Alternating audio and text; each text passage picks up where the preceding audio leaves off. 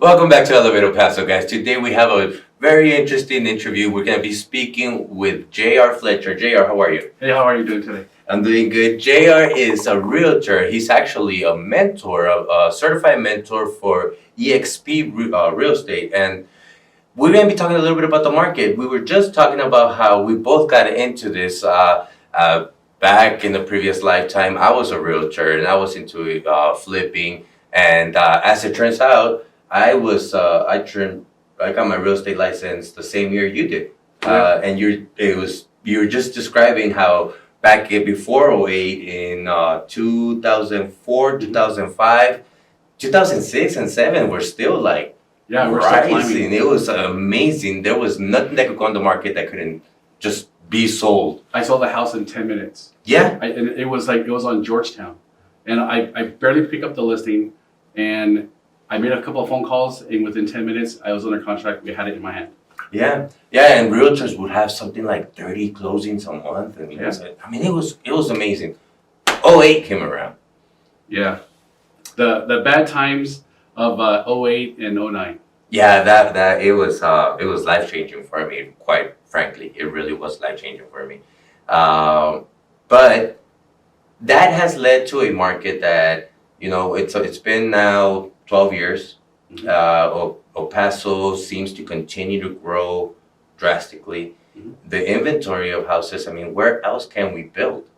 Yeah, it's just stretching out so far, and we have we're building into Horizon now. We're building on the west side out towards Canutillo, and we're just stretching the entire city as far as we can go. In Lower Valley, we're in Socorro already, so everything is just merging together.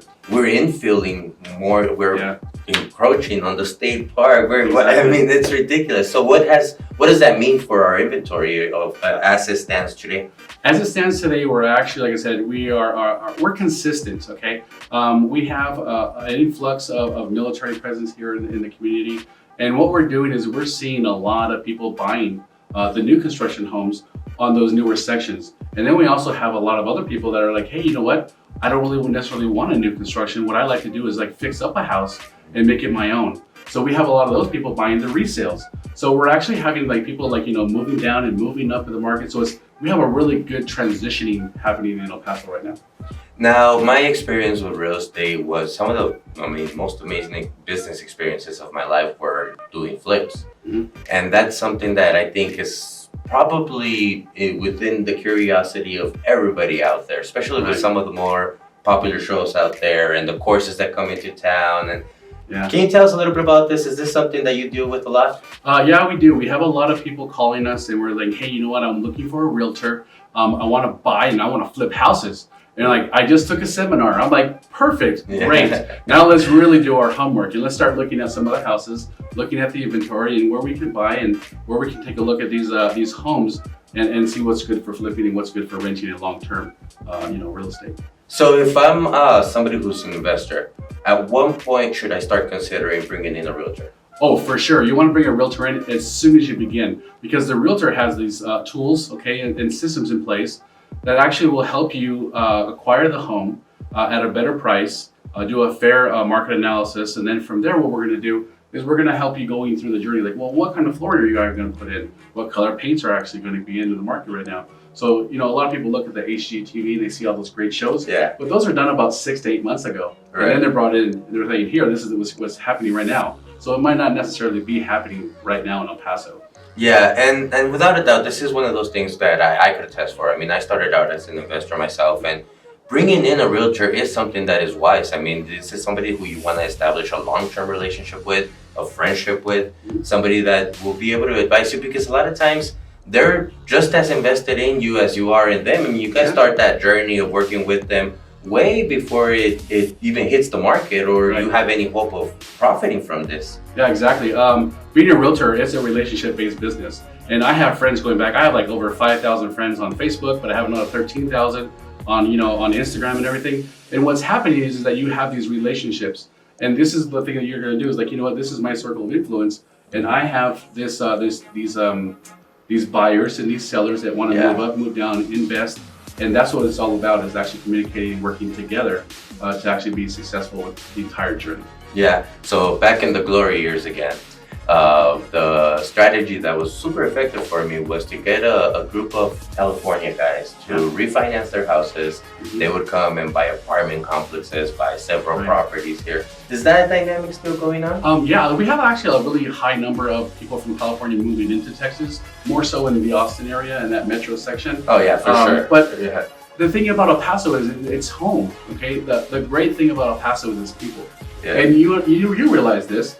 When you go down the street, anywhere you go, you're like, you know people. You're like, hey, how are you? How you doing? I run into people all the time wherever I go. Right. Okay. And what happens is that you have this dynamic, and people like that, and they're drawn to it. So people from California, yeah, they're refinancing, yeah, they're selling, but more importantly, they're buying here in El Paso. They're bringing our local economy up. Mm-hmm. So it really helps us, even as realtors and as business owners, to have this growth and this dynamic influx of funds into our community. So back in that day, a lot of that dynamic that I was involved with was a lot of people that weren't really moving into El Paso, but were just investors, right? Which brought up the rental properties and that kind of deal. Do rental properties ruin neighborhoods? I mean, is it true that renters are the worst people in the world? No, everyone, like I said, everyone has this stigma about renting their homes out. It's not like that. It's all set by price, okay? Yeah. If you're gonna have a rental that's about $500 a month, you can't compare that to someone's gonna have a $1,500 rental a month, because it's all about the economics of the community. And like I said, there's certain areas of town that you're gonna be like, well, I don't wanna live there. But there's some areas of town that he's like, oh, I want to live over there. Yeah. So it's all about renting a house out. There's nothing wrong with it.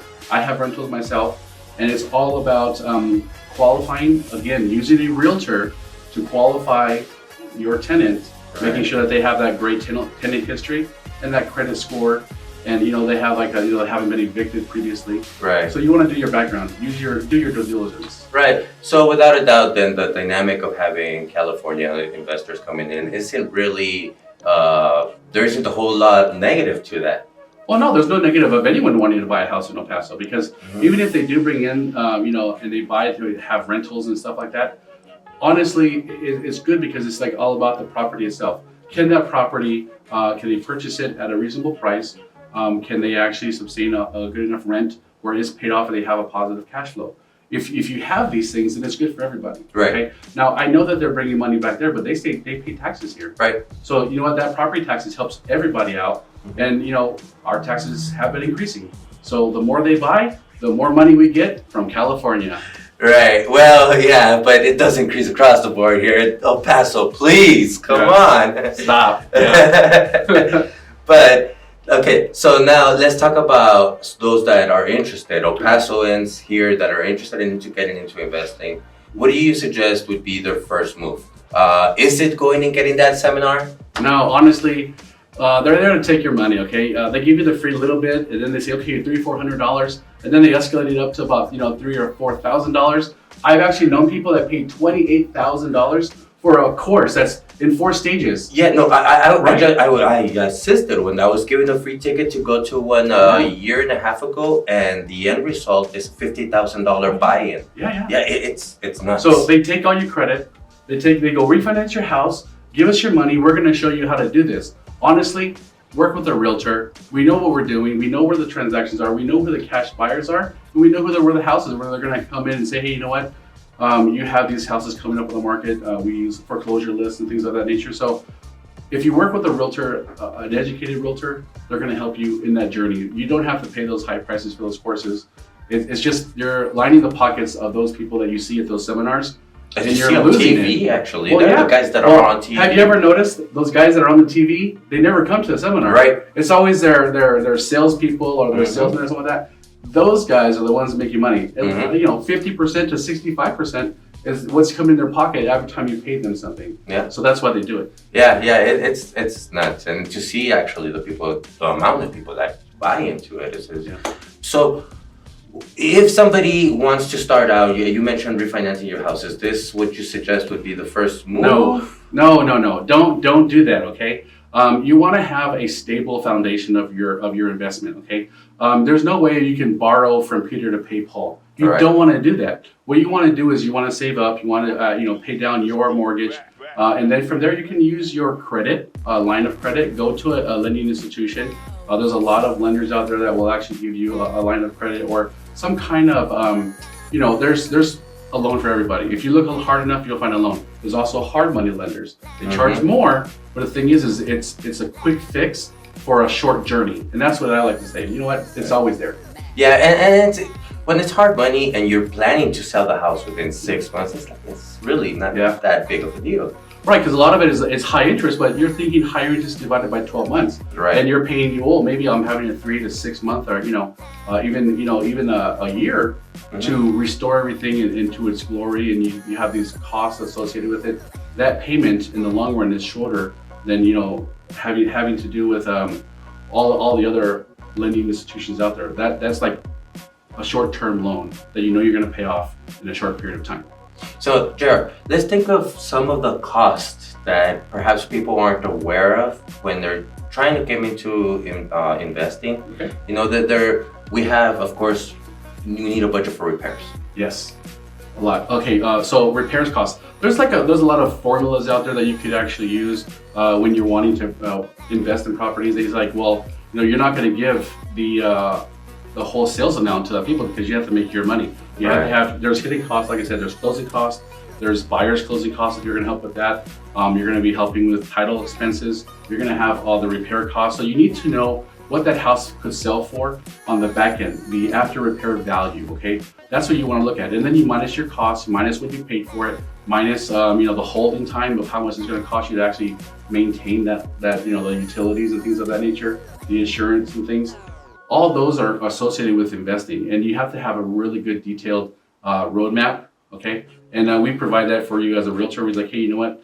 These are some of the costs we can associate with closing this deal. Right. Of course, like with our commission, because you want to use a realtor to sell the property, right? So all that's done with the seller's net sheet, and you want to have one of those, and you can start that process, like I said, with that relationship that you build with that realtor. So now, from a realtor's perspective, what is the advice in regards to establishing a working relationship with contractors? All right, contractors, they're the dime a dozen in El Paso. Never pay up front anything, okay? A lot of times these contractors, they do that, hey, pay me the money, I'll go get the supplies and then I'll be back. And then you're like, where are you? So again, working with a realtor, we have our own systems in place. We have a lot of friends and colleagues that we use a lot. So you wanna have these relationships with the contractors also. So I know people that burn through contractors, 3 or 4 a year. But the thing is, they're really good when they first start, and then they start, charging a little bit more, and they charge a little bit more. So that happens. So you want to have that relationship to say, hey, you know what? I'm fair. I'm not going to try to cheap you on every deal. You have to make your money. So be aware of those costs. You know what? Have the general knowledge of how much something's going to cost, like how much is a water heater going to take, and then you have to do that research and know those things. Yeah, and you know what, guys? So I also was a contractor, actually. So a good one, right? Of course, all right. Yes. And one of the things that you got to know about contractors is the fact that they are concerned about where their next contract is going to come from. Always. So they are very much invested in having a good result with you, having a good relationship with you. So if you find one that you've checked their reputation, you've seen their previous work, you've seen the results, really, that's what you want, to have somebody that you could go to. You have a realtor on one hand, you have a contractor on the other hand. Everybody is a team, and this is part of the formula to be able to be successful in investing. It is, because you want to have that relationship up front. If I called you up and you were my contractor, we're looking at a house to go buy and maybe flip or restore it so we can rent it out, I need to have your insight on that and say, hey, you know what? How much is it going to cost me to bring this up to rent ready? And then how much is it going to cost me to get it to flip ready, sell in the open market for a fair market value? Yeah. You want to have that. And the thing is it all starts in the beginning. When you buy your house, that's when you make your money. On the offer that you give to that person that's selling their house that has that need to sell, that's when you make your money. You don't make your money after you put all that money into it. You're like, oh, well, you know what? I need to have $20,000. So I know it's worth 100, but I need to put 120 because I need 120 to make my money. And you know what? If it's not worth 120, then we're running into appraisal issues and we're running into a lot of things after the fact. So you make your money when you purchase the home and you have that good relationship with a realtor or with a contractor. And then from there, that's how you move forward. What about investors that go in there and start, and this typically happens with the first few, you start dreaming of all the beautiful stuff and you could just envision yourself living in this place. Sure. Is that a great tactic? No, don't do that. It's business. Business is business, and then you don't want to have like that mindset where, you know what, I can create the Mona Lisa in this place. You don't want to do that. You know what? If you have a house that's, you know, in a certain location and they have nothing but you know, granite countertops, don't put Formica in. Right. And the same thing, if you're in an area where they have used Formica, don't put granite in, because you know what, you're wasting it. Like, you can make the most beautiful home in the world, but if the market doesn't carry that value, then you're wasting your time, you're wasting your money, and you're losing money. And you don't want to do that. Yeah, this is definitely one of those situations where you don't call a property home, you always refer to it as a house. It is. You know, home takes ownership. It's yours. It's something that you own and you hold close dear to you. A house, like I said, once you start this process, it's different, because what you want to do is you want to have that disconnect, okay? It's a line item on your portfolio. Yeah. You don't want to have it as, you know, this is my home, this is where I had all these memories made. No. Yeah. This is an investment. This is what it's supposed to make me. This is what I need to have so it to be profitable to me and my family. Right. JR, if they want to get a hold of you. Great, guys. If you guys need to get a hold of me, of course, you can call me at my cell phone number, 329-6015. Or if you are a buyer that wants to buy a home in El Paso, www.915homes with an S.com. Or if you're a seller, you need to sell this property really quick for a fair market price, go to myelpasoagent.com. That's me. Thank you very much. You guys have a great day. Appreciate you, brother. Thanks, brother.